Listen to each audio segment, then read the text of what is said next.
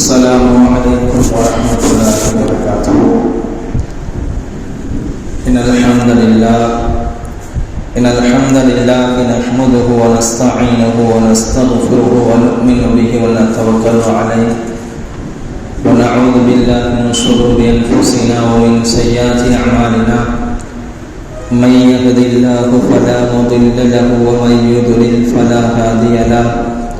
ونشهد أن لا إله إلا الله وحده لا شريك له. ونشهد أن سيدنا وسندنا ومولانا محمدا عبده ورسوله أرسله بالحق بشيرا ونذيرا وداعيا إلى الله بإذنه وسراجا منيرا. بلغ رسالة وأدى الأمانة وقام حجته ودعا إلى الحق. اللهم صل على سيدنا نبينا مولانا محمد وبارك وسلم. أما بعد، أعوذ بالله من الشيطان الرجيم. بسم الله الرحمن الرحيم. ربي هب لي من الصالحين.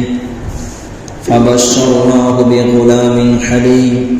فلما بلغ معه السعي قال يا بني إني أرى في المنام أني أذبحك فانظر ماذا ترى. قال يا أبت افعل ما تؤمر ستجدني إن شاء الله من الصابرين. صدق الله العظيم. விண்ணையும் மண்ணையும் படைத்து பரிபாலித்துக் கொண்டிருக்கின்ற இறைவனுக்கே எல்லாம் புகழும் உரித்தாகட்டுமாக. இந்த உலகத்தில் இறுதி தூதுவர் முஹம்மது முஸ்தபா ஸல்லல்லாஹு அலைஹி வஸல்லம் அவர்களை வழுவாத தழுவாத பின்பற்றிய சத்திய சஹாபாக்கள், தாபீன்கள், தபா தாபீன்கள், நாதாக்கள், சுஹதாக்கள், நல்லடியார்கள் நாம் அனைவர்கள் மீதும் சாந்தியும் சமாதானமும் என்றென்றும் நிலவட்டுமாக. கண்ணியத்துக்குரிய தாய்மார்களே, ஜமாத்தார்களே, உலமா பெருமக்களே, ஒவ்வொரு மாதங்களும் செல்லியம்பட்டி கிராமம், சிங்கமுனாரி வட்டம், சிவகங்கை மாவட்டத்தில் மாதந்தோறும் நடக்கக்கூடிய பெண்கள் பயான் தொடர்ந்து சிறப்பான முறையில் நடைபெற்று கொண்டிருப்பதை எங்களுக்கும் தகவல் வருகிறது, நாங்களும் கேள்விப்படுகிறோம்.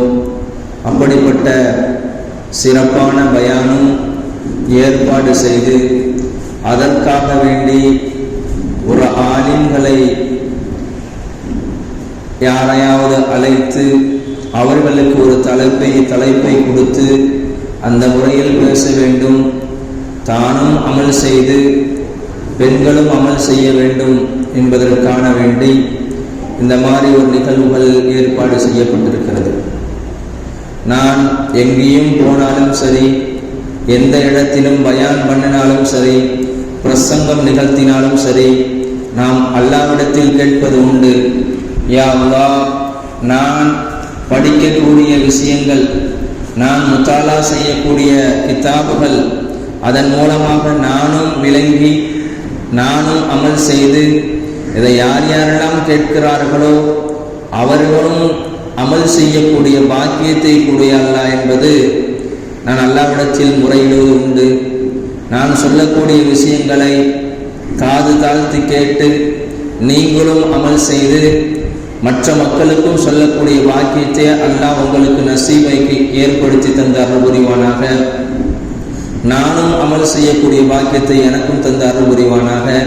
இதன் மூலமாக உங்களுக்கும் ஹிதாயத்து கிடைத்து நீங்களும் நேர்வழி பெற்று மற்ற பெண்களுக்கும் சொல்லி அவர்களும் நேர்வழி பெறக்கூடிய பாக்கியத்தை அல்லாஹ் நமக்கு நசீபை ஏற்படுத்தி தந்த அருள் புரிவானாக.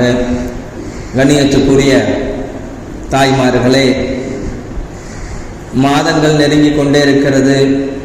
ரமலானுடைய மாதம் முடிந்து ஹஜ்ஜு பெருநாளுடைய மாதம் நெருங்கி கொண்டு இருக்கிறது. நமக்கெல்லாம் தெரியும், ஹஜ்ஜு பெருநாள்னாவே நாம் எல்லாம் என்ன நினைப்போம், வீட்டுக்கு வீடு ஆடு அறுக்க வேண்டும், இந்த ஆடு எதற்காக அறுக்கப்படுகிறது, இதற்காக யார் தியாகம் செய்தார்கள் என்பது நமது ஒவ்வொருவருக்கும் மனதில் தோன்றும்.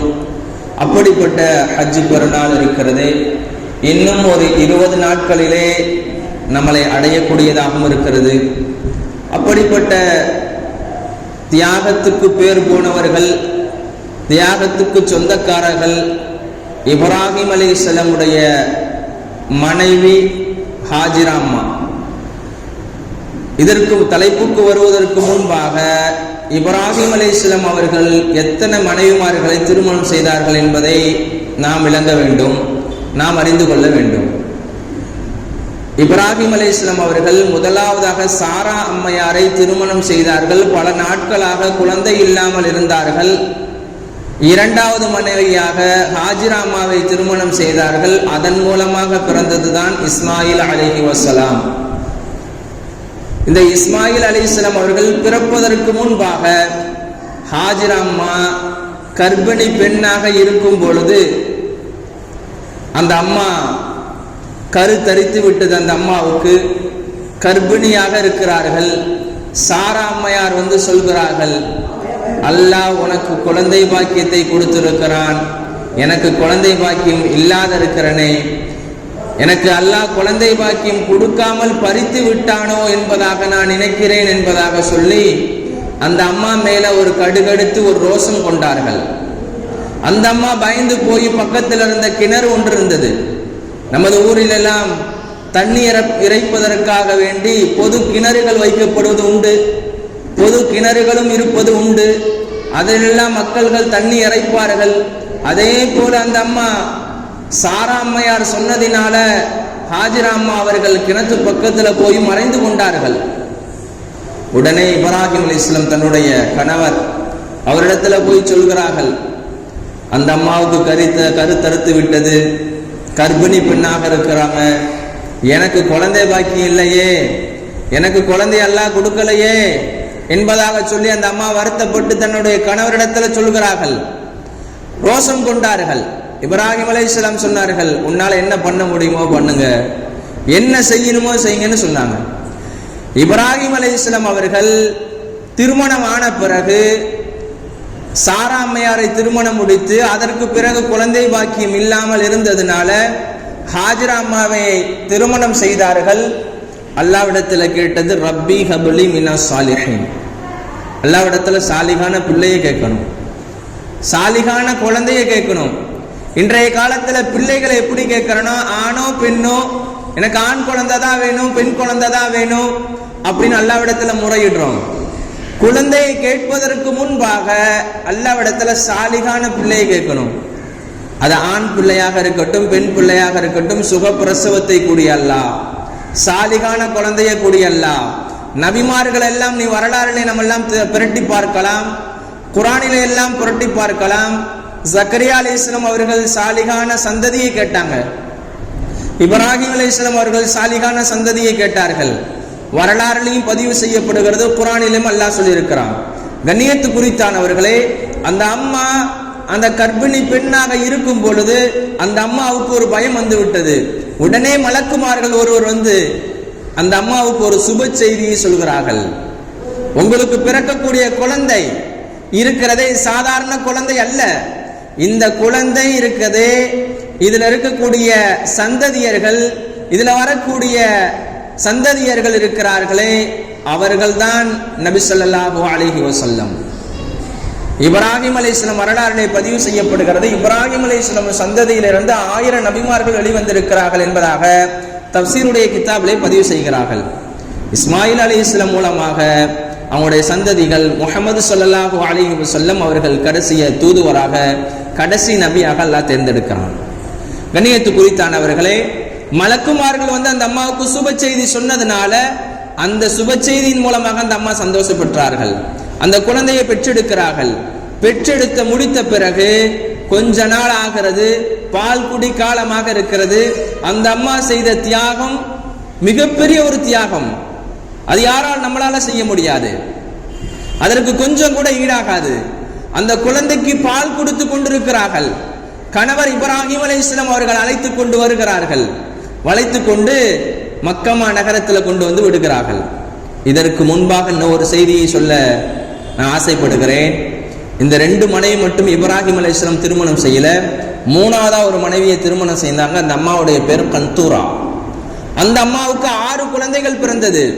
வரலாறிலே வருகிறது, வலம்மா யுசம்மி சாதிசு, 6ஆவதாக குழந்தை இருக்கிறதே, அந்த குழந்தை பிறந்த உடனே பேரு கூட வைக்கல, அதுக்குள்ள இறந்து போச்சு. 3ஆவதா திருமணம் செய்த பெண்மணிக்கு 6 குழந்தைகளை அல்லாஹ் கொடுக்கிறான், ஒன்றன் பின் ஒன்றாக. 6ஆவது குழந்தை பிறக்கிறது, பேரு வைக்கவில்லை, இறந்து விடுகிறது. மொத்தம் குழந்தைகள் 8 ஆகிவிட்டது. 4ஆவதாக ஒரு திருமணமும் செய்கிறார்கள். அந்த அம்மாவுடைய பேர் ஹஜ்ஜூன் பின்த் அமீன், ஹஜ்ஜூன் என்பதாக சொல்வார்கள். இந்த அம்மாவுக்கு அல்லாஹ் 5 பிள்ளைகளை கொடுக்கிறான். இந்த 5 பிள்ளைகளுமே ஆண் பிள்ளைகள்.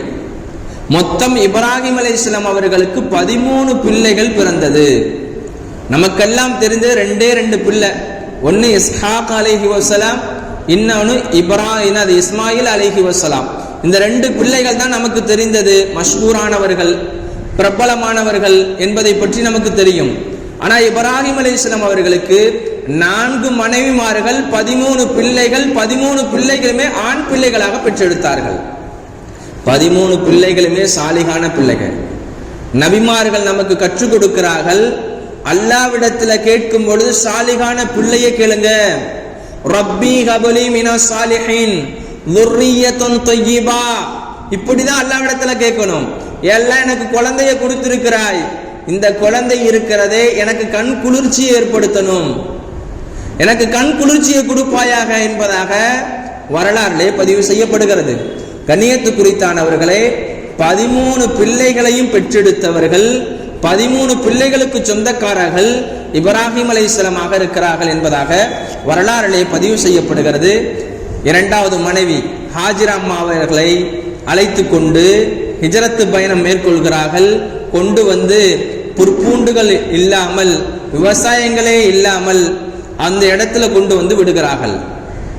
அம்மாவை கொண்டு வந்து விட்ட பிறகு அம்மா கேட்கிறார்கள், ஒரு பல தடவை கேட்டுக்கொண்டே இருக்கிறார்கள், அல்லாஹு அமருக், இது அல்லாஹ்வுடைய கட்டளையா என்பதாக கேட்கிறார்கள். நீங்க யாருமே மக்கள் நடமாட்டம் இல்லாமல், தண்ணீரும் இல்லாமல், விவசாயமும் இல்லாமல் நீங்க கொண்டு வந்து விட்டு இருக்கிறீர்களே, இது அல்லாஹ்வுடைய ஏற்பாடா, அல்லாஹ்வுடைய கட்டளையா, ஏவி இருக்கிறானா என்பதாக கேட்டார்கள். இப்ராஹிம் அலைஹிஸ்ஸலாம் அவர்கள் கூட்டிக் கொண்டு வரும் பொழுது அந்த அம்மா சொன்ன வார்த்தை, யா இப்ராஹிம் ஐன ததுஹபு, நீங்க எங்களை எங்க அழைச்சிட்டு போறீங்க? வ தத்ருகுனா பிஹாதல் வாதி அல்லதி லைஸ பிஹி உனைசுன் வலா பிஷையின், மக்களே இல்லாம ஒரு பள்ளத்தாக்குல கொண்டு வந்து, பாலைவனத்துல கொண்டு வந்து விடுறீங்களே, இது எப்படி அல்லாஹ்வுடைய கட்டளையா என்பதாக. ஃபகாலத் லஹு ذلك மிராரன், அந்த அம்மா இந்த விஷயத்தை மேல் சொன்ன விஷயத்தை பல முறை கேக்குது. இது அல்லாஹ்வுடைய கட்டளையா, நீங்க எங்களை எங்க அழைச்சிட்டு போறீங்க, இங்க கொண்டு வந்து விடுறீங்களே என்பதாக பல முறை கேட்கிறது. ஆனா இப்ராஹிம் அலைஹிஸ்ஸலாம் இருக்கிறார்களே, வஜஅல்லா யல்தஃபிது இலைஹா, அந்த அம்மாவுக்கு எந்த விதமான பதிலையும் கொடுக்கல, அது எந்த விதமான சொல்லையும் சொல்லாம அமைதியாக இருக்கிறார்கள். ஃபகாலத் லஹு அல்லாஹு அமருக பிஹாதா, அந்த அம்மா கேட்கிறார்கள் இரண்டாவதாக, இது அல்லாஹ்வுடைய கட்டளையா என்பதாக கேட்கும் பொழுது இப்ராஹிம் அலைஹிஸ்ஸலாம் ஆம் என்பதாக சொல்கிறார்கள். இது அல்லாஹ்வுடைய கட்டளை தான், அல்லாஹ் ஏற்படுத்தி இருக்கிறான், அல்லாஹ் கட்டளை இட்டு இருக்கிறான், அதனால் உன்னை கொண்டு வந்து நான் பாலைவனத்திலே விடுகிறேன் என்பதாக சொல்கிறார்கள். சொன்ன பிறகு அந்த அம்மா சொன்னார்கள், இப்ராஹிம் அலைஹிஸ்ஸலாம் சொல்கிறார்கள், அவர்கள் சொல்லி முடித்து விட்டு பிறகு அவர்கள் செல்கிறார்கள், லா யுதியுனா, எங்களை அல்லாஹ் வீணாக்க மாட்டான், எங்களையும் உண்மையும் படைத்த இறைவன் எங்களை வீணாக்க மாட்டான் என்பது எங்களுக்கு நம்பிக்கையும் இருக்கிறது.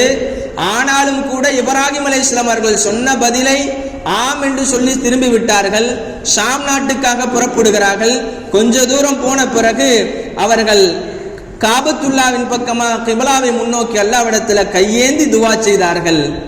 ரப்பானா, எங்களுடைய இறைவனே, இன்னி அஸ்கன்து மின் துர்ரிய்யதி பிவாதின், என்னுடைய சந்ததியர்களை, என்னுடைய மனைவி ஹாஜிரா அம்மா அவர்களையும் என்னுடைய பிள்ளை இஸ்மாயில் அலைஹிஸ்ஸலாம் அவர்களையும் இந்த பள்ளத்தாக்கிலே விட்டு விட்டு செல்கிறேன், இந்த பள்ளத்தாக்கிலே குடியமர்த்தி விட்டேன். யா அல்லாஹ் கைரதி ஸரஇன், இந்த இடத்துல விவசாயங்கள் என்பது கிடையாது. இந்த பைத்திகல் முஹர்ரம், இந்த இடம் இருக்கிறதே உன்னுடைய ஆலயமாகவும் இருக்கிறது, பைத்துல்லாவாக இருக்கிறது. ரப்பனா லியுகீமுஸ் ஸலாஹ் என்பதாக துஆ செய்கிறார்கள். முதலாவதாக இந்த ஆயத்திலே வருகிறது, சூரத்து இப்ராஹிம்ல 2 விஷயத்தை அல்லாஹ்விடத்தில் கோரிக்கை வைத்தார்கள். முதலாவது இருக்கிறதே அல்லாஹ்விடத்தில் கோரிக்கை வைத்த ஒன்று, என்னுடைய சந்ததியரை நான் அந்த இடத்துல விட்டுட்டு போறேன், இது ஒரு பள்ளத்தாக்காக இருக்கிறது, விவசாயம் இல்லாம இருக்கிறது, என்னுடைய சந்ததிகளுக்கு நீ உணவளிப்பாயாக, வர்சுக்ஹும், இவர்களுக்கு நீ உணவு கொடுப்பாயாக என்பதாக துஆ செய்தார்கள். இரண்டாவதாக இருக்கிறதே ரப்பனா லியுகீமுஸ் ஸலாஹ், யா அல்லாஹ் இந்த இடத்துல தொழுகை வணக்க வழிபாடுகள் நடக்கணும், வணக்க வழிபாடுகள் நடக்கணும். ஃபஜஅல் அஃஇததம் மினன் நாஸ், மக்கள் இருக்கிறார்களே அவருடைய உள்ளம் இருக்கிறதை நிம்மதியாகுவதற்காக வேண்டி, இவர்களுடைய விஷயங்களை அறிந்து நிம்மதி பெறுவதற்காக இப்படிப்பட்ட ஒரு குடியையும் ஏற்படுத்த வேண்டும் என்பதற்காக வேண்டி அல்லாஹ்விடத்தில் மறைவான முறை நின்று வர்சுக்ஹும் மினஸ் ஸமராத்தி லஅல்லஹும் யஷ்குரூன் என்பதாக துஆ செய்கிறார்கள். இந்த துஆவை அல்லாஹ் ஏற்றுக்கொண்டான். அல்லாஹ் ஏற்றுக்கொண்ட பிறகு அந்த அம்மா பக்கத்துல கொண்டு வரும் பொழுதே ஒரு தோல் பையில கொஞ்சம் தண்ணியும் கொஞ்சம் பேரிச்சம்பழம் மட்டும்தான் வச்சிருந்துச்சு. பேரிச்சம்பழமும் தண்ணியும் மட்டும்தான் இருந்தது. அந்த தண்ணியை வச்சு கொஞ்ச நாள் குடிச்சாங்க, சாப்பிட்டாங்க. அந்த குழந்தைக்கு பால் கொடுத்தாங்க. அது கொஞ்ச நாள் அப்படியே போனுச்சு. தண்ணி தீர்ந்து விட்டது, பேரிச்சம்பழமும் தீர்ந்து விட்டது. குழந்தை அழுகிறது. பால் கொடுப்பதற்கான எந்த விதமான இதுவும் இல்லாமல் அந்த அம்மா சொல்கிறது, அந்த அம்மா செல்கிறார்கள், சஃபாவுடைய மலைக்கு செல்கிறார்கள். அந்த நான் போய் அந்த அம்மா பார்த்தார்கள். பார்த்து முடித்த பிறகு ஹல் தரா அஹதன், ஹல் தரா அஹதன் ஃபலம் தரா அஹதன், நான் போய் பார்க்கிறேன். அந்த சஃபாவுடைய மர்வா மலை இருக்கிறதே, அந்த 2 பக்கமாக கீழின் பக்கமாக வரையும் நான் சென்று பார்த்தேன். யாரையும் தென்படவில்லை, எந்த மக்களுமே இல்லை, யாரும் இல்லை. ஹல் தரா அஹதன் வலம் தரா அஹதன், யாரையும் பார்க்கவும் இல்லை, யாருமே இல்லை அந்த இடத்துல. மறுபடியாக நான் மர்வா மலையின் பக்கமாக ஓடி வந்தேன். நான் ஓடும் பொழுது அந்த முஃபஸ்ஸிர்கள் கிதாபில் எழுதுகிறார்கள், அந்த அம்மா ஓடக்கூடிய ஓட்டம் மனிதன் எப்படி வேகமாக ஓடுவானோ அதே போலதான் அந்த அம்மா ஓடினார்கள். என்னுடைய பிள்ளை பாலுக்காக கத்தி கொண்டிருக்கிறது, என்னுடைய பிள்ளை இருக்கிறதே அழுது கொண்டிருக்கிறது, பால் இல்லாமல் இருக்கிறது. ஒரு தாய்க்கு தாங்க தெரியும் பிள்ளையை எப்படி வளர்க்கணும், அந்த குழந்தைக்கு எப்படி பால் கொடுக்கணும். ஒரு ஆணை விட அந்த கணவனை விட தன்னுடைய மனைவிக்கு தெரியும், அந்த பிள்ளையை பெற்றெடுத்த தாய்க்கு தெரியும், என்னுடைய பிள்ளை பசிக்குதுன்னா என்ன நேரத்தில் எப்போ பால் கொடுக்கணும், எப்போ அது பசியமத்தணும், அதே போல எப்பொழுது சுத்தம் செய்ய வேண்டும் என்பது தன்னுடைய தாய்மார்களுக்கு தான் தெரியும். நான் எதற்கு சொல்ல வருகிறேன் என்று சொன்னால், அந்த அம்மா சஃபா மர்வாவிலே 7 முறையும் ஓடுகிறார்கள், 7 முறையும் போய் பார்க்கிறார்கள். எந்த மனிதனுமே இல்லை, யாருமே இல்லை. அந்த அம்மா பார்த்து விட்டு கொஞ்ச நேரம் திகைத்து போய் நிற்கிறார்கள். உடனே இஸ்மாயில் அலைஹிஸ்ஸலாம் அவர்கள் காலை அடிக்கிறார்கள். அந்த பூமியிலிருந்து தண்ணீர் வருகிறது, தண்ணீர் வருகிறது. அதற்கு ஜம்சம் என்பதாக சொல்லப்படுகிறது. இப்னு அப்பாஸ் ரலியல்லாஹு அன்ஹுமா ரயீசுல் முஃபஸ்ஸிரின், குர்ஆனுடைய ஆயத்து இருக்கிறதே, ஒரு ஆயத்து இறக்கப்பட்டதுடைய எங்கே இறக்கப்பட்டுச்சு, எதற்காக இறக்கப்பட்டதுன்னு சொல்லக்கூடிய மிகப்பெரிய ஒரு சஹாபி. 8 வயதிலேயே இல்முல நல்லா கற்றுக்கொள்வதற்கு தேர்ச்சியாக ஆசையோடு இருந்தவர்கள். அப்படிப்பட்ட சஹாபி சொல்கிறார்கள், நான் ஜம்சம் தண்ணீரை குடிக்கும் பொழுது அல்லாஹ்விடத்தில் கேட்பேன், அல்லாஹும்ம இன்னி அஸ்அலுக இல்மன் நாஃபியா வர்ஸுகன் வாசியா என்பதாக. யா அல்லாஹ், அல்லாஹும்ம இன்னி அஸ்அலுக இல்மன் நாஃபியா, நான் ஜம்சம் தண்ணீரை குடிக்கும் பொழுது அல்லாஹ்விடத்தில் பயன் தரக்கூடிய கல்வியை கேட்பேன். இரண்டாவதாக இருக்கிறதே, நான் அல்லாஹ்விடத்தில் விசாலமான இரணத்தை கேட்பேன். மூன்றாவதாக இருக்கிறது எல்லா நோய்க்கும் ஷிஃபாவை கேட்பேன்னு சொல்லுவாங்க. நம்மளும் ஜம்சம் தண்ணீரை குடிக்கும் பொழுது 3 விஷயத்தை அல்லாஹ்விடத்தில் கோரிக்கை வைக்கணும். எல்லாம் எனக்கு பயனுள்ள கல்வியை கொடு, என்னுடைய வாழ்க்கையில பரக்கத்து செய். மூன்றாவதாக எல்லா நோய்களுக்கும் எனக்கு நிவாரணம் கொடு என்பதாக அல்லாஹ்விடத்தில் துவா செய்ய வேண்டும். இப்னு அப்பாஸ் ரலியல்லாஹு அன்ஹுமா அவர்கள் சொல்கிறார்கள், நான் ஜம்சம் தண்ணீரை குடிக்கும் பொழுதெல்லாம் நான் இந்த துவாவை ஓதுவது உண்டு என்பதாக வரலாறிலே பதிவு செய்யப்படுகிறது. கண்ணியத்து குறித்தானவர்களே, அந்த அம்மா இருக்கிறார்களே, அந்த குழந்தைக்கு தண்ணீரை புகட்டுகிறார்கள், அவர்களுக்கு தாகமும் அடங்கிறது. இதன் மூலமாக நமக்கு என்ன தெரிகிறது என்று சொன்னால், அந்த அம்மா ஓடின ஓட்டம், அதன் மூலமாக அவர்கள் செய்த தியாகம்னால அவர்களுக்கு தண்ணீரை அல்லாஹ் வெளிப்படுத்துகிறான். லா யுதியுனா, அவர்களை அல்லாஹ் வீணாக்கவில்லை, எங்களை அல்லாஹ் வீணாக்க மாட்டான் என்பதாக சொன்னார்கள். அவர்கள் அல்லாஹ்வின் மீது அளவு கடந்த பிரியம் வைத்திருந்தார்கள், அல்லாஹ்வின் மீது இருக்கக்கூடிய பாசம் வைத்திருந்தார்கள். மற்றொன்று தக்வா என்பது இருந்தது. கணவன் எங்களை ஒரு பள்ளத்தாக்கிலே விட்டு விட்டு போயிட்டாரு, இருந்தாலும் கூட நாங்க எந்த விதமான மாற்றம் செய்யவில்லை, மாறு செய்யவில்லை. அல்லாஹ்வின் மீது முழுமையாக அந்த அம்மா நம்பிக்கை வைத்தார்கள். அவர்கள் செய்த தியாகம் இருக்கிறதே, ஒருபோதும் ஈடாக முடியாது. அப்படிப்பட்ட ஒரு தியாகம், அப்படிப்பட்ட ஒரு தியாகம், அந்த தியாகம் எல்லாம் இருக்கிறதே வாழ்க்கையில சொல்லி முடிக்க முடியாது. இப்படிப்பட்ட தியாகத்துக்கு சொந்தக்காரர்கள் தான் ஹாஜரா அம்மா அவர்கள். அந்த அம்மா அவர்கள் பிள்ளையை பெற்றெடுத்து கொஞ்ச நாள் ஆகிறது. இப்படி ஒரு தியாகம் செய்து கொஞ்ச நாள் கடக்கிறது. நம்ம இப்ராஹிம் அலைஹிஸ்ஸலாம் அவர்கள் ஃபலம்மா சஆ சஅயஹு قال يا بني என்பதாக அவர்கள் துஆ செய்கிறார்கள். அல்லாஹ் குர்ஆனிலே சொல்லுகிறான், அந்த குழந்தை இருக்கிறதே நடக்க ஆரம்பித்தது. இஹ்திலாம் என்பதாக சொல்வார்கள். இஹ்திலாம் என்றால் மெச்சூரிட்டி ஆயிருச்சு, வயதுக்கு வந்த பெண்மணிகள், வயதுக்கு வந்த ஆண்கள் என்பதாக சொல்லப்படும் அல்லவா. அதே போல இஸ்மாயில் அலைஹிஸ்ஸலாம் அவர்கள் ஒரு வயது அடைந்த பிறகு இப்போ ஒரு கனவு காண்கிறார்கள். இப்ராஹிம் அலைஹிஸ்ஸலாம் அவர்கள் கனவை காண்ட பிறகு இப்ராஹிம் அலைஹிஸ்ஸலாம் அந்த குழந்தை இடத்துல சொல்கிறார்கள், கால யா புனைய இன்னி அரா ஃபில் மனாமி அன்னி அதுபஹுக ஃபன்துர் மாதா தரா. என்னுடைய அருமை மகனே, நான் உன்னை பார்க்கிறேன், கனவுல கண்டேன், உன்னை அறுக்கும்படியாக நான் கனவு கண்டேன் என்பதாக இப்ராஹிம் அலைஹிஸ்ஸலாம் அவர்கள் சொல்லுகிறார். அல்லாஹ் குர்ஆனிலே சொல்லி காட்டுகிறான். ஃபன்துர் மாதா தரா, நீ என்ன நினைக்கிற, நீ என்ன சொல்ற என்பதாக கேட்டார்கள் தன்னுடைய மகனை பார்த்து. இந்த கனவை காண்பதற்கு முன்பாக 3 நாட்களாகவே கனவு இதே போலவே ஏற்பட்டுச்சு. முஃபஸ்ஸிர்கள் கிதாபிலே பதிவு செய்கிறார்கள், இப்ராஹிம் அலைஹிஸ்ஸலாம் அவர்கள் ஸலாஸ லயாலின் முத்ததாபிஅத்தின் தொடர்படியாக 3 நாட்கள் இதே போல கனவு கண்டார்கள். கனவு காணும் பொழுதெல்லாம் என்னுடைய பிள்ளையை அறுக்கும்படியே அவர்களுக்கு கட்டளை ஏற்பட்டது, கனவு வந்தது. இப்னு அப்பாஸ் ரலியல்லாஹு அன்ஹுமா அவர்கள் சொல்லுகிறார்கள், நபிமாருடைய கனவு இருக்கிறதே ருயல் அம்பியாஉ வஹ்யுன் என்பதாக சொல்வார்கள். நபிமாருடைய கனவு வஹியாக இருக்கும், வஹியாக உள்ளது என்பதாக சொல்லி காட்டினார்கள். நபிமார்கள் கனவு கண்டாவே அது வஹி என்பதாக தான் சொல்வார்கள். இப்ராஹிம் அலைஹிஸ்ஸலாம் அவர்கள் முதலாவது நாளாக கனவு காண்கிறார்கள். தன்னுடைய பிள்ளையை அறுக்கும்படி அவர்கள் உள்ளத்திலே தோன்றது என்ன தெரியுமா? இது ஷைத்தான் உள்ளத்துல போடுறானோ, ஷைத்தான் ஏற்படுத்துறானோ. 2வது நாட்களும் கனவு காண்கிறார்கள். சலாசலயாலின் முத்ததாபியத்தின் என்பதாக வருகிறது.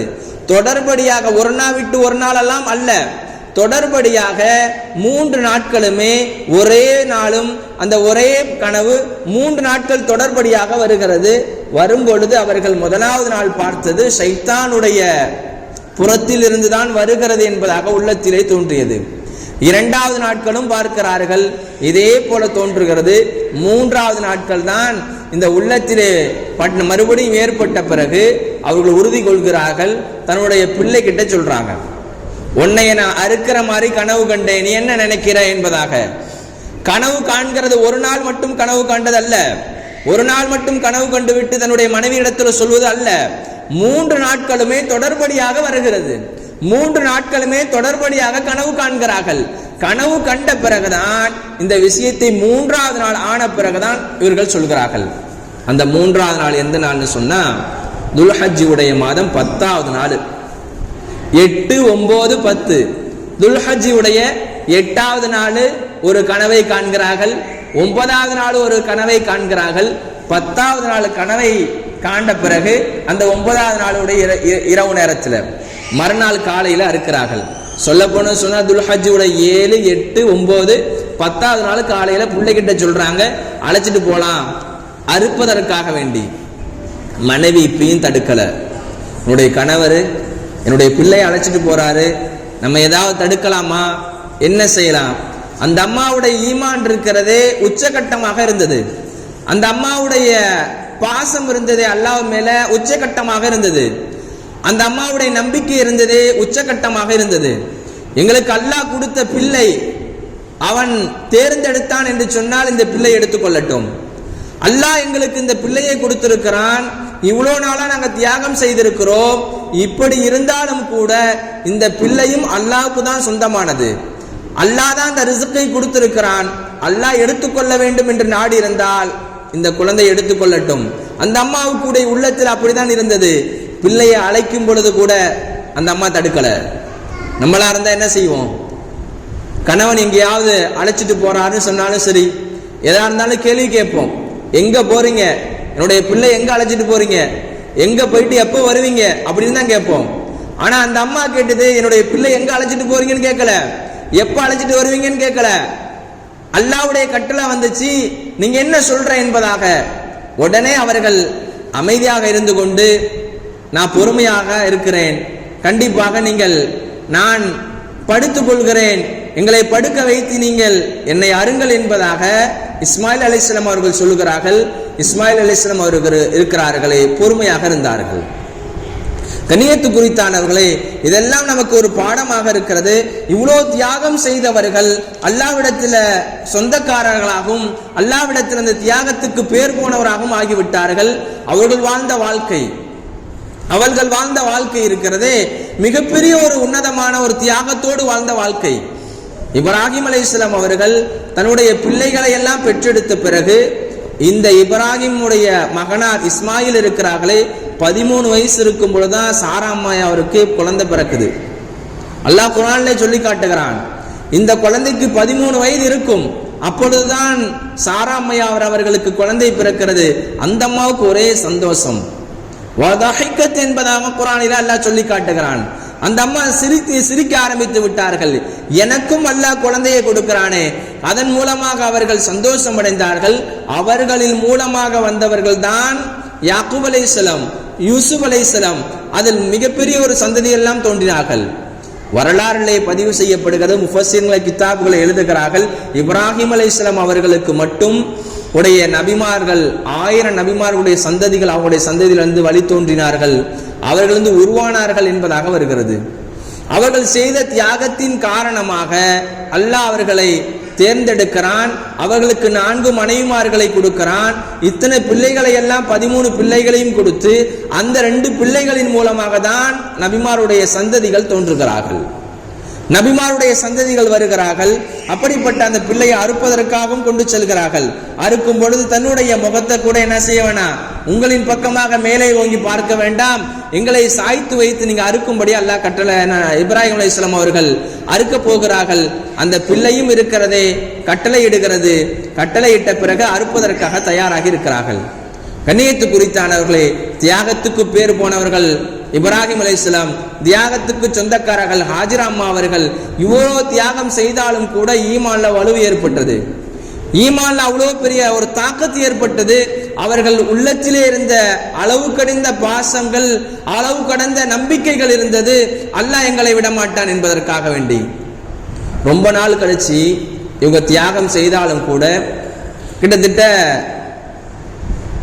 அப்புறம்தான் திருமணம் ஆகிறது. இன்னும் சொல்ல போனா முதலாக கத்னா செய்த மனிதர் யாருன்னு சொன்னா இப்ராஹிம் அலைஹிஸ்ஸலாம் தான். அல்லாஹ் கத்னா செய்யும்படி கட்டளை இடுகிறான். கத்னா செய்தார்கள். கத்னா செய்த உடனே பிள்ளைகளுக்கும் கத்னா செய்யப்பட வைக்கிறது. வரலாறிலே பதிவு செய்யப்படுகிறது. கிட்டத்தட்ட ஒரு 14 நபிமார்கள் இருக்கிறார்களே, கத்னா செய்தவர்களாகவும் இருந்தார்கள். ஆதம் அலைஹிஸ்ஸலாம் வருகிறது. இந்த உலகத்தில் ஆதம் அலைஹிஸ்ஸலாம் பிறக்கும் பொழுது கத்னா செய்யப்பட்டவர்களாகவும் பிறந்தார்கள் என்பதாகவும் இருக்கிறது. ஒரு சில ரிவாயத்தில் முஹம்மது ஸல்லல்லாஹு அலைஹி வஸல்லம் அவர்கள் இருக்கிறார்களே, அவர்களும் இந்த உலகத்திலே பிறக்கும் பொழுது கத்னா செய்யப்பட்டவர்களாக பிறந்தார்கள் என்பதாக வருகிறது. இப்ராஹிம் அலைஹிஸ்ஸலாம் அவர்கள் தன்னுடைய மனைவியை விட்டுவிட்டு போகிறார்கள். அடுத்தபடியாக அவருடைய காலம் ஆகிறது, திருமணமுடைய காலங்கள் ஆகிறது. திருமணம் செய்ய ஆரம்பிக்கிறார்கள். திருமணம் செய்ய ஆரம்பித்த பிறகு ஹதீஸிலே வருகிறது, குலஃபாய இஸ்னா அஷர என்பதாக வருகிறது. இவங்களுடைய சந்ததியிலிருந்து 12 நபர்கள் இருக்கிற குலஃபாக்களாக ஆகுவார்கள். வரலாறிலே பதிவு செய்யப்பட்டிருக்கிறது. ஒன்று அபூபக்கர் ரலியல்லாஹு, இரண்டாவது உமர் ரலியல்லாஹு, மூன்றாவது உஸ்மான் ரலியல்லாஹு, நாலாவது அலி ரலியல்லாஹு. குலஃபாக்கள் 4 பேர். இவர்கள் எல்லாம் இருக்கிறார்களே இஸ்மாயில் அலைஹிஸ்ஸலாமுடைய சந்ததியர்களை தோன்றியவர்கள் என்பதாக வரலாறிலே பதிவு செய்யப்படுகிறது. கண்ணியத்து குறித்தானவர்களே, நமக்கு இதுல என்ன படிப்பினை என்றால், நம்முடைய ஈமான்கள் வலுவாக இருக்க வேண்டும். நமக்கு அவர்கள் செய்த தியாகங்கள் இருக்கிறதே நமக்கு ஒரு படிப்பினையாக இருக்கிறது. அவர்கள் இவ்வளவு தியாகம் செய்ததுனால, ஈமான்ல வலுவூட்டியதுனால, ஈமான்ல வலுவாக இருந்ததுனால நம்முடைய ஈமான்ல சறுகல் ஏற்பட்டு விடக்கூடாது. அவர்கள் எல்லா விதத்துக்கும் தியாகம் செய்தார்கள். எல்லா விதத்துக்கும் அவர்கள் அல்லாஹ்வுக்கு கட்டுப்பட்டார்கள், இத்தாத்து செய்தார்கள். இத்தாத்து செய்ததன் காரணமாக அல்லாஹ் அவர்களை பொருந்தி கொண்டான். நம்முடைய ஈமானுடைய தாக்கம் இருக்கிறதே, நாம் அதிகமாக அல்லாஹ் மீது அளவு கடந்த பாசம் இருக்க வேண்டும், அளவு கடந்த நம்பிக்கை இருக்க வேண்டும். அவன் நம்மளை படைத்தான், நம்மளை பரிபாலித்துக் கொண்டிருக்கிறான் என்பதை நம் உள்ளத்திலே தோன்ற வேண்டும். அப்படிப்பட்ட பாக்கியம் இருக்கிறதே, பாக்கியத்துக்கு சொந்தக்காரர்கள் ஹாஜிராமாவாக இருக்கிறார்கள்.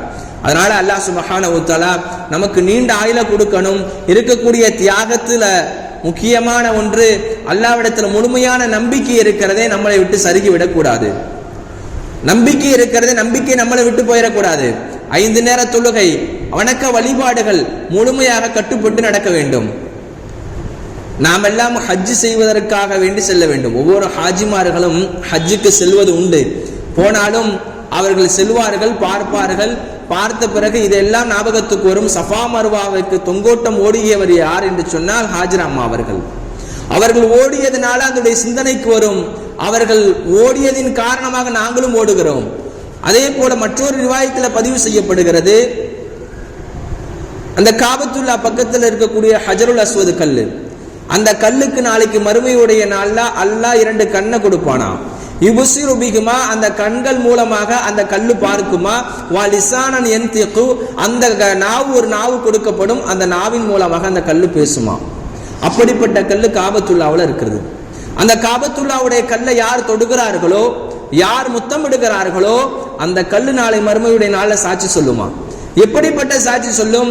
ஈமான் கொண்ட நபர்கள் ஹஜ்ஜுக்காக வந்தார்கள், என் மீது கை வைத்தார்கள், எனக்கு முத்தம் கொடுத்தார்கள், முத்தம் கொடுத்ததுனால நான் சாட்சி சொல்கிறேன் என்பதாக சொல்லும்.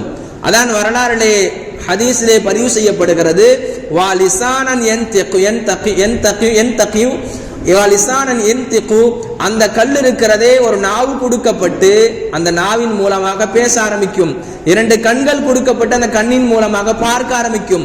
அது அல்லாஹ்விடத்துல சாட்சி சொல்லும் என்பதாக வருகிறது. நபி ஸல்லல்லாஹு அலைஹி வஸல்லம் அவர்கள் தவாப் எல்லாம் செய்து முடித்த பிறகு காபத்துல்லாவுக்கு அருகில் இருக்கக்கூடிய ஹஜருல் அஸ்வது கல்ல முத்தமிட்டு கொண்டிருக்கும் பொழுது தன்னுடைய முகமே பதியிற அளவுக்கு ஆகிவிட்டது. ஆனாலும் கூட இப்னு உமர் ரலியல்லாஹு அன்ஹு அவர்கள் இதை கண்ட பிறகு நபி ஸல்லல்லாஹு அலைஹி வஸல்லம் கேட்டார்கள், நபி அவர்கள் நீங்கள் ரொம்ப நேரம் அதில் முத்தமிட்டு கொண்டு தன்னுடைய முகமே பதியிற அளவுக்கு அழுது கொண்டிருக்கிறீர்களே, என்ன காரணம் என்பதாக கேட்டார்கள். நபி ஸல்லல்லாஹு அலைஹி வஸல்லம் அவங்க சொன்னாங்க, யா உமரே, இது அழக்கூடிய இடம், இங்கதான் அழ வேண்டும் என்பதாக சொன்னார்கள். இங்கதான் அழ வேண்டும் என்பதாக சொல்லி காமித்தார்கள். அப்படிப்பட்ட இடம்தான் அந்த மக்கமா நகரமாக இருக்கிறது. மக்கமா நகரத்துக்கு பல பெயர்கள் இருக்கிறது. அல்லாஹ் குர்ஆன்ல பல பெயர்களாக எல்லாம் சொல்றான். பல பெயர்களை சொன்னாலும் கூட ஒரு பொருளுக்கு அதிகமான பெயர்கள் இருப்பதனால அதிகமான சிறப்புகள் இருக்கும். ஒவ்வொரு ஊருக்குமே ஒவ்வொரு விதமான சிறப்புகள் இருக்கிறது. இப்ப இந்த ஊர் செல்லியம்பட்டின்னு சொன்னா செல்லியம்பட்டி என்பதற்கான எதற்காக பெயர் வந்தது. அதே போல ஒவ்வொரு ஊர்களுக்கு ஆளுக்காரர்களும் சொல்வார்கள், எங்க ஊர்ல இது ஃபேமஸ்ங்க, இது ரொம்ப மஷ்கூராக இருக்குது, அதனால பேர் வந்தது. மக்காவுக்கு ஏன் மக்கான்னு பேர் வந்தது என்று சொன்னால், மக்காவுக்கு பல பெயர்கள் இருந்தாலும் கூட மக்கா, பக்கா, பலதுல் அமீன், உம்முல் குரா, உம்முல் பலது என்பதாக சொல்லப்படுகிறது. மக்காவுக்கு ஏன் மக்கான்னு பேர் வந்தது? ஏன் மக்கா என்பதாக பெயர் வைக்கப்பட்டது? அல்லாஹ் குர்ஆன்ல ஒரே ஒரு இடத்துல மக்கா என்ற பெயரை மட்டும் சொல்கிறான். மக்கா என்று சொல்லக்கூடிய குர்ஆன் முழுக்க ஒரே ஒரு இடத்துல மக்கா என்ற பெயரை மட்டும் குறிப்பிடுகிறான்.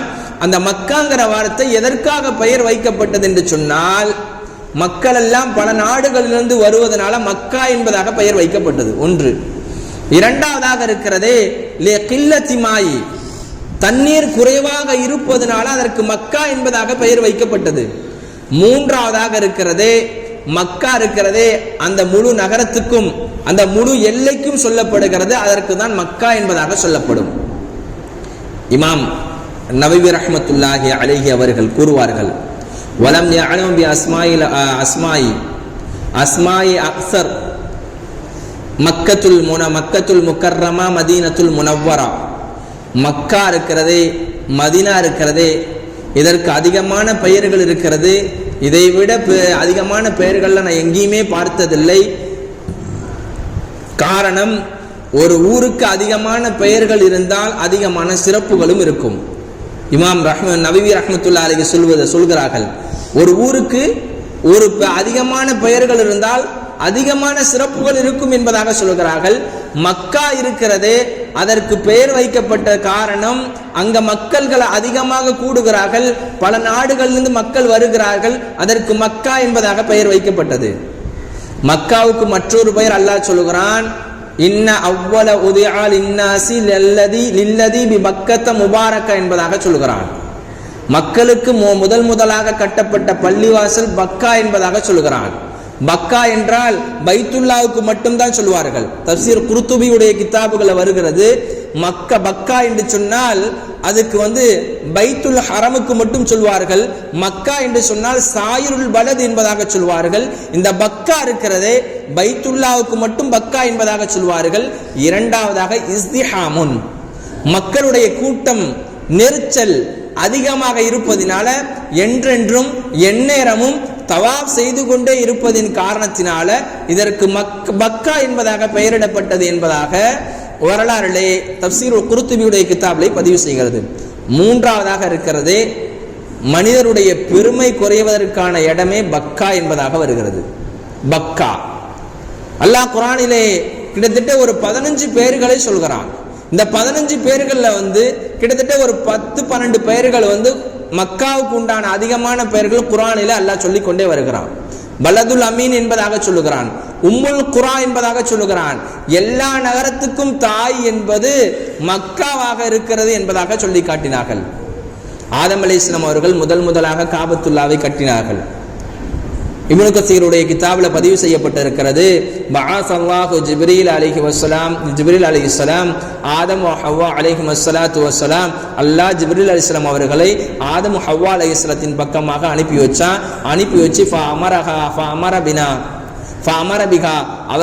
அவர்கள் இருக்கிறார்களே ஆதம் ஹவ்வா அலைஹிஸ்ஸலாம் அவர்களை காபத்துல்லாவை கட்டுமாறு அல்லாஹ் கட்டளை இட்டான். அவர்கள் கட்டிய முடித்த பிறகு தவாப் செய்ய சொல்லி அல்லாஹ் ஏவினான். ஏவி முடித்த பிறகு தவாபும் செய்தார்கள். அந்த அவ்வலுன் நாஸ், மனிதர்களே நீங்க தான் முதலாம் உள்ளவர்கள். வக்கீல ஹாதா பைத்து உதிஆ லின்னாசி, முதலாக காபத்துல்லா கட்டப்பட்ட முதலாவது பள்ளிவாசல் என்பதாக சொல்லி காமிக்கிறார்கள். இந்த ஹதீஸை அறிவிக்கக்கூடியவர்கள் அப்துல்லாஹ் இப்னு அம்ர் இப்னு ஆஸ் ரலியல்லாஹு அன்ஹும் அவர்கள். இப்னு கஸீருடைய கிதாபில் பதிவு செய்யப்படுகிறது. கண்ணியத்து குறித்தானவர்களே, நான் சொல்ல வருவது என்னவென்றால், உலகத்திலே பிறந்த முதலாவதாக படைக்கப்பட்ட மனிதன் ஆதம் அலைஹிஸ்ஸலாம். முதலாவதாக கட்டப்பட்ட பள்ளிவாசல் பைத்துல்லாவாக காபத்துல்லாவாக இருக்கிறது. பிறகு நூஹ் அலைஹிஸ்ஸலாமுடைய காலத்தில் வெள்ளம் ஏற்பட்டது. அந்த வெள்ளத்தின் காரணமாக அது அழிந்து போய்விட்டது. அதற்கு பிறகு இப்ராஹிம் அலைஹிஸ்ஸலாம் இருக்கிறார்களே, தன்னுடைய பிள்ளையின் மூலமாக அவர்கள் புதுப்பிக்கிறார்கள். அந்த அம்மா கொண்டு போய் கூட மக்காவில் இருக்கும் பொழுது கூட 2வது தடவை அந்த உலகத்துக்கு மலக்கு வந்தார்கள். அந்த அம்மா கர்ப்பிணியாக இருக்கும் பொழுது ஒரு மலக்கு சுப செய்தி சொன்னார், இந்த குழந்தை இருக்கிறதே இஸ்மாயில் அலைஹிஸ்ஸலாமுடைய சந்ததியிலிருந்து அதிகம் அந்த முஹம்மது ஸல்லல்லாஹு அலைஹி வஸல்லமுடைய வழித்தோன்றல்கள் ஏற்பட போகிறது என்பதாக சொன்னார்கள். அதே இரண்டாவதாக அந்த குழந்தை ஜம்சம் தண்ணீர் வந்த பிறகு அடுத்ததாக 2 செவ செய்தி சொல்லப்படுகிறது. ஒரே ஒரு அற்புதம் இந்த ஜம்சம் தண்ணீராக இருக்கிறது. இரண்டாவது ஒரு விஷயம், இந்த காபத்துல்லாவை இந்த குலாம் ஹாதல் குலாம் அபூஹு, இவரும் இந்த குழந்தையும் இவருடைய தந்தை இப்ராஹிம் அலைஹிஸ்ஸலாம் இருக்கிறார்களே, இவர்கள் இருவரும் சேர்ந்து இந்த காபத்துல்லாவை கட்டப் போகிறார்கள். காபத்துல்லாவை கட்டியவர்கள் அடுத்ததாக யாருன்னு சொன்னா இப்ராஹிம் அலைஹிஸ்ஸலாம், இஸ்மாயில் அலைஹிஸ்ஸலாம் அவர்கள் காபத்துல்லாவை கட்டுகிறார்கள். கட்டு முடித்த பிறகு ரப்பனா தகப்பல் மின்னா இன்னக அன்தஸ் ஸமீஉல் அலீம், என்னுடைய இறைவனே, எங்களுடைய இறைவனே, எங்களுடைய சேவைகளை நீ ஏற்றுக்கொள்வாயாக. இன்னக அன்தஸ் ஸமீஉல் அலீம், நீ கேட்கக்கூடியவனாகவும் இருக்கிறாய், எங்களுடைய துவாவை அறியக்கூடியவனாகவும் இருக்கிறாய் என்பதாக இப்ராஹிம் அலைஹிஸ்ஸலாம் அவர்கள் சொல்லி காமித்தார்கள். இதை அல்லாஹ் குர்ஆனிலே சொல்லி காட்டுகிறான்.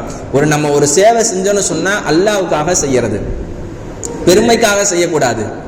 இப்ராஹிம் அலைஹிஸ்ஸலாம் அதுவும் கற்றுக் கொடுக்கிறார்கள்.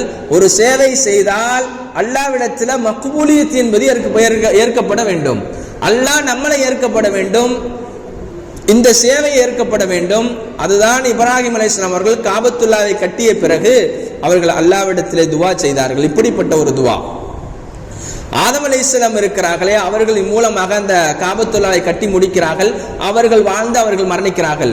இப்னு அப்பாஸ் ரலியல்லாஹு அன்ஹு அவர்கள் அறிவிக்கிறார்கள், அதிகமான வயது வாழ்ந்த நபி யாருன்னு சொன்னா நூஹ் அலைஹிஸ்ஸலாம் அவர்கள். இரண்டாவதாக ஆதம் அலைஹிஸ்ஸலாம். ஆதம் அலைஹிஸ்ஸலாம் அவர்கள் 936 வருடங்கள் இந்த உலகத்துல வாழ்ந்தாங்களாம். அதே போல நூஹ் அலைஹிஸ்ஸலாம் அவர்கள் இந்த உலகத்துக்கு 1000க்கும் மேற்பட்ட வாழ்க்கை வாழ்ந்தார்கள் என்பதாக இப்னு அப்பாஸ் ரலியல்லாஹு அன்ஹு அவர்கள் அறிவித்து காட்டுகிறார்கள்.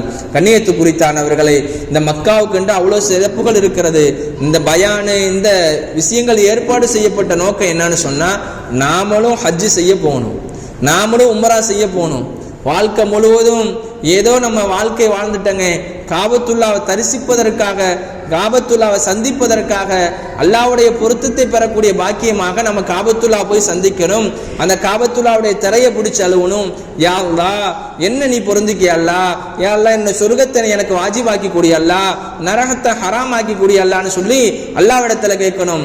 சொல்ல வருவது என்னவென்றால், ஒவ்வொரு வருடமும் நீங்கள் காபத்துல்லாவுக்கு செல்லக்கூடியவர்களை பார்க்கலாம். பணக்காரராக இருக்கட்டும், ஏழையாக இருக்கட்டும், எப்படிப்பட்ட மனிதராக இருந்தாலும் சரி, அவர்கள் சென்றவர்கள் ஊனமுற்றவர்களை பார்க்கலாம், பார்வையற்றவர்களை பார்க்கலாம், ஊனம் உள்ளவர்களை பார்க்கலாம், கை கால் நடக்க முடியாது, இருந்தாலும் கூட தவழ்ந்து நான் ஹஜ்ஜுக்கு செல்ல வேண்டும், நான் தவழ்ந்து உம்ரா செய்ய வேண்டும். அவர்கள் கடைசியாக தவாப் எல்லாம் செய்து முடித்த பிறகு காபத்துல்லாவுடைய திரையை பிடித்து அவர்கள் அழுவது உண்டு, அல்லாஹ்விடத்தில் துவா செய்வது உண்டு. யா அல்லாஹ், என்னுடைய பயணம் இருக்கிறதே இறுதி பயணமாக ஆக்கி விடாத, அடுத்த வருடமும் நான் ஹஜ்ஜுக்கு வரணும், அடுத்த வருடமும் நான் இருக்கிறதே, நான் இந்த இடத்துக்கு நான் வர வேண்டும் என்பதாக அவர்கள் அழுவது உண்டு. அல்லாஹ் குர்ஆன்ல சொல்லுகிறான், மசாபத்தல் இன்னாஸ் என்பதாக சொல்லுவாராம்.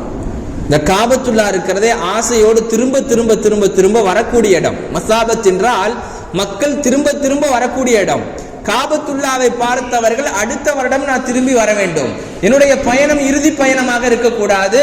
இப்னு அப்பாஸ் ரலியல்லாஹு அன்ஹு அவர்கள் சொல்வார்கள், இந்த ஆயத்துக்குண்டான விளக்கம் மசாபத்தல் இன்னாஸ் என்று சொன்னால், அவர்கள் திரும்பி தன்னுடைய வீட்டுக்கு போயிட்டு மறுபடியும் ஆசையோடு தேட்டத்தோடு யஊது இலைஹி காபத்துல்லாவின் பக்கமாக வர வேண்டும் என்பதாக ஆசைப்படுவார்களாம். அப்படிப்பட்ட பாக்கியத்தை உங்களுக்கு கொடுக்கணும். நம்மளும் ஹஜ் உம்ரா செய்யக்கூடிய பாக்கியத்தை அல்லாஹ் நசீபாக்கி தந்தருவானாக. காசு பணத்தை பார்க்காதீங்க, அல்லாஹ் இடத்துல துவா செய்யுங்க. அல்லாஹ் சொல்றான், ராசிக் என்பதாக சொல்லுகிறான். உணவு கொடுப்பவன் அல்லாஹ்வாக இருக்கிறான், உணவுக்கு சொந்தக்காரன் அல்லாஹ்வாக இருக்கிறான். அல்லாஹ் தான் நமக்கு எல்லாமே கொடுக்கிறான். இருந்தாலும் நீங்கள் ஆதரவு வைங்க. எனக்கு மவுத்துக்குள்ள எனக்கு உம்ரா செய்யக்கூடிய பாக்கியத்தை கூடிய அல்லாஹ், மவுத்துக்குள்ள ஹஜ் செய்யக்கூடிய பாக்கியத்தை கூடிய அல்லாஹ். யா அல்லாஹ், நான் மக்கமா நகரத்தை தரிசிக்கணும், மதினமா நகரத்தை தரிசிக்கணும், நபி ஸல்லல்லாஹு அலைஹி வஸல்லம் உடைய மக்பராவை பார்க்கணும், ஜன்னத்துல் பக்கீல அடக்கம் செய்யப்பட்டிருக்கிற சஹாபாக்களை பார்க்கணும், இவர்களை எல்லாம் நான் ஜியாரத்து பண்ண வேண்டும் என்பதாக ஆசையோடு தேட்டத்தோடு இருங்க. அல்லாஹ்விடத்தில் துவா செய்து கொண்டே இருங்க. ஒவ்வொரு வக்திலும் அல்லாஹ்விடத்துல கேளுங்க, எனக்கு ஈமான உறுதியை கொடு அல்லாஹ், நான் மக்கமா மதினமா நகரத்துல நான் ஹஜ் செய்ய வேண்டும், உம்ரா செய்ய வேண்டும் என்பதாக அல்லாஹ்விடத்துல துவா செய்து கொண்டே இருங்கள். அல்லாஹ் சுப்ஹானஹு வ தஆலா உங்களுக்கும் எனக்கும் ஹஜ் செய்யக்கூடிய பாக்கியத்தை தந்து அருள் புரிவானாக. உம்ரா செய்யக்கூடிய பாக்கியத்தை ஏற்படுத்தி தந்து அருள் புரிவானாக. அதிகமான பரக்காத்துகளை நலவுகளை எல்லாம் ஏற்படுத்தி தந்து அருள் புரிவானாக. எல்லா விதமான நோய்களிலிருந்து அல்லாஹ் நமக்கெல்லாம் பாதுகாப்பானாக. திடீர் மவுத்துகள் இருந்து பாதுகாப்பானாக. திடீர் நோய்கள் இருந்து நம்மளை எல்லாம் பாதுகாப்பானாக. ஹார்ட் அட்டாக்கு மற்ற என்னென்ன நோய்கள்லாம் உலகத்துல பரவுதோ அதுல எல்லாம் நம்மளை எல்லாம் பாதுகாத்து உலகத்துல ஆரோக்கியமான முறையில என்றும் நடமாடக்கூடிய பாக்கியத்தையும், 5 நேரம் நின்று தொழக்கூடிய பாக்கியத்தையும், உட்கார்ந்து தொழுவதிலிருந்தும் அல்லாஹ் நம்மளை எல்லாம் பாதுகாப்பானாக. மவுத் வரையிலுமே நமக்கு சக்ராத்துடைய நேரத்துக்கு முன் வரையும் 5 நேரம் நின்று வணங்கக்கூடிய பாக்கியத்தை கொடுக்கணும்.